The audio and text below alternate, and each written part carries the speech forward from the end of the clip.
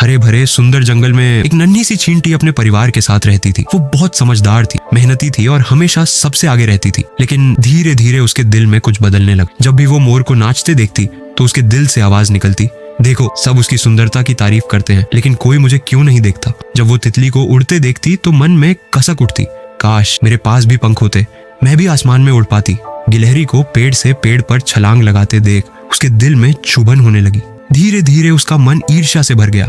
अब उसका ध्यान काम में भी नहीं लगता था। जो चींटी सबसे पहले खाना इकट्ठा करती थी वही अब पीछे रह जाने लगी। और फिर एक दिन अचानक जंगल में भयंकर तूफान आया।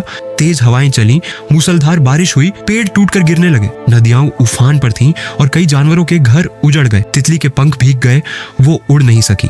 गिलहरी का पेड़ गिर गया और वो कांपती रह गई।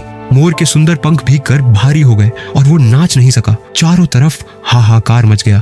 लेकिन जमीन के नीचे बनी चींटियों की बस्ती सुरक्षित थी। उनकी मजबूत सुरंगों ने उन्हें बचा लिया। ये सब देखकर उस नन्ही चींटी का दिल पिघल गया। उसे पछतावा हुआ, मैंने तो अब तक अपना समय ईर्ष्या में ही गंवा दिया।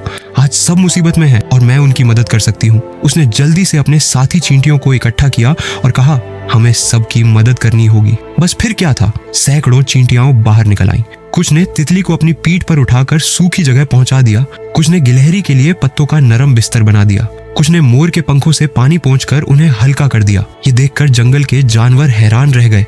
इतनी छोटी चींटियां और इतना बड़ा दिल।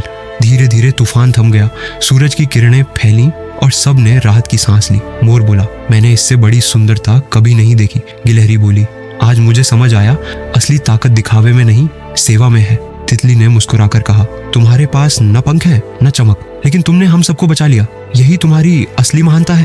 पहली बार उस नन्ही चींटी ने खुद पर गर्व महसूस किया।